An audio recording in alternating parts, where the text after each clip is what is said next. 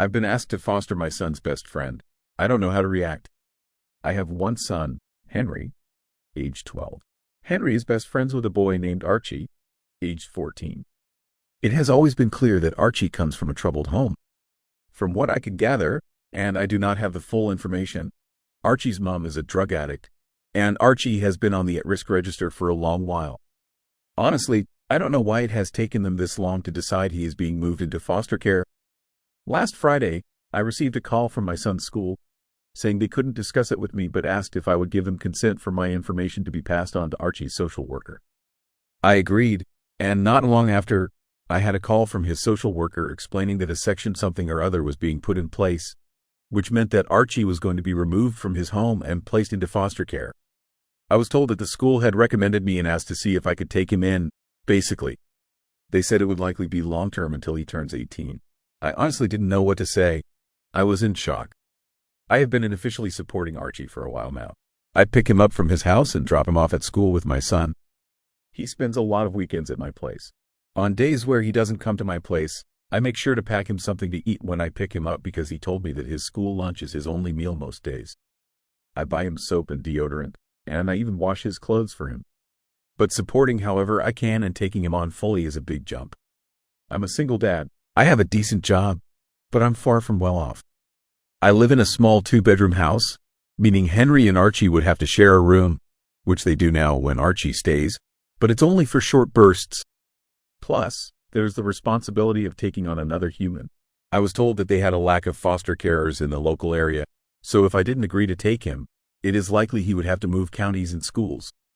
I don't want that. I was already having Archie stay with me for the 2-week Christmas holiday, so I asked if I could think about it and give him a firm answer in the new year. They agreed. Archie has not yet been informed about any of this. I've tried to make this a normal Christmas for him, as much as possible. My heart is telling me, of course, you're going to take that little boy in, but my brain is worried about the responsibility and cost of taking on another mouth to feed, another boy to clothe. At the same time, I keep thinking about Archie's situation. He has already had such a rough start in life, and I know he needs stability and care more than anything else. I can't bear the thought of him being uprooted again, losing his school, his friends, and the small semblance of normality he has here. I keep asking myself if I can really give him what he needs, and I don't know if I have all the answers right now. I've always taught Henry the importance of kindness, and I see how much he cares about Archie too. Part of me feels that this might not just be me taking on more responsibility.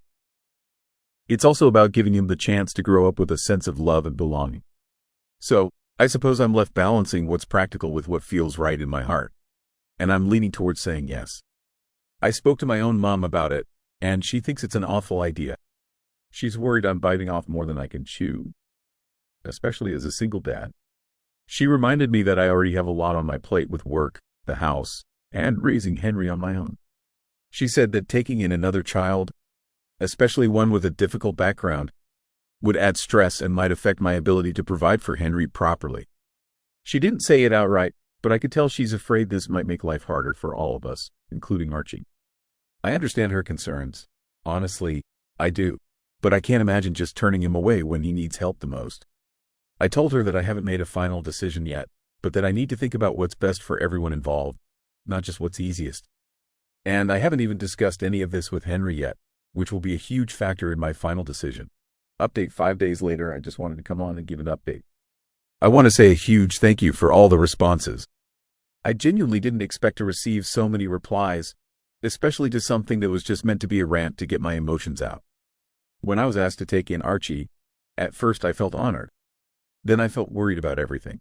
I am quite an anxious person in general, and my thoughts were flooded with concerns about whether I'd be good enough to support Archie in the way he needs. I love my mom, but she didn't help. I think I get my anxiety from her, although she has it on a much higher scale than I do. Every possible thing that could go wrong, she was texting me about all week. You're already stretched thin with work and Henry. You won't get one-to-one time with Henry anymore. How will you afford everything? These are real concerns, and I'm glad she brought them up because they gave me the opportunity to think about how I could mitigate them. A few of you mentioned the fostering allowance, which I knew about, but I couldn't find any concrete information on how much it would actually be. Every source online seemed to give a different answer, but none suggested it was very much. However, as some of you advised, I called the social worker's office and said I was seriously considering taking in Archie, which they were thrilled about, but I needed to understand the finances first to see if it was feasible. They said they couldn't provide exact numbers, as every case is different and it isn't decided until a placement is found. However, they told me the minimum would be around £190, about $240 US, per week, and that it would likely be completely tax-free. Additionally, I'd receive a significant discount on things like council tax. That was honestly a lot more than I expected, and much higher than most of the figures I'd seen online. They also put me in touch with some other foster carers who answered my questions, which was incredibly helpful. This week has been very busy. I worked out my finances, added the estimated fostering allowance, and calculated how much Archie would likely increase my expenses. It worked out that I'd actually have a surplus compared to my current situation. Many of the foster carers I spoke to don't work full-time, using the allowance to supplement their income. I'm not sure if I want to do that, but they mentioned it helps to work part-time since fostering involves a lot of work, meetings, reports, and other responsibilities. On top of that, I'd need to complete training during the first year to become fully qualified. I considered it, and with the additional allowance, I could move to a 0.6 contract, working 3 days per week, while still covering the costs of moving to a 3-bedroom house. While that would leave me with slightly less disposable income, it wouldn't be a significant reduction. I've spoken with my work, and they said they'd support me if I decided to do this, but I haven't made a final decision. I don't want it to seem like I'm taking advantage of Archie's allowance. After sorting out the finances, I needed to talk to Henry. This was honestly the most important part of my decision. If Henry said no, I'd struggle to go ahead with it. I took him out and explained the situation. I didn't go into the details of why Archie is going into care, as it's not my story to tell, even though Archie himself has been open about his rough home life. I discussed the potential challenges, less one-to-one time, less privacy, at least in the short term while we find a bigger house, and so on. Henry was incredibly supportive. He said that he and Archie had talked about how they both wished Archie could come and live with us. I told him not to mention anything to Archie yet until I had the chance to speak with him, and he agreed. Yesterday, I arranged for social services to come over, Archie, his social worker, and I sat down to talk. They told Archie he was going to be placed in foster care. Archie cried a lot, I cried a lot, and he asked to see his mom, which the social worker said they'd arrange as soon as possible. In that moment, Archie didn't seem like a teenager. He seemed like a small child whose world was crumbling. Then they asked Archie if he'd want to stay with me. Although he was still distraught about being in care, he said he'd love to stay with me. We discussed what it would mean and how it would affect us. Afterward, Archie and his social worker spoke privately, and then the social worker and I talked. They expressed how thrilled they were about my decision and said they were pleased I planned to move to a bigger house soon, as Archie would need his own space, which I fully agree with. Normally, the boys spend most of their time upstairs playing Xbox.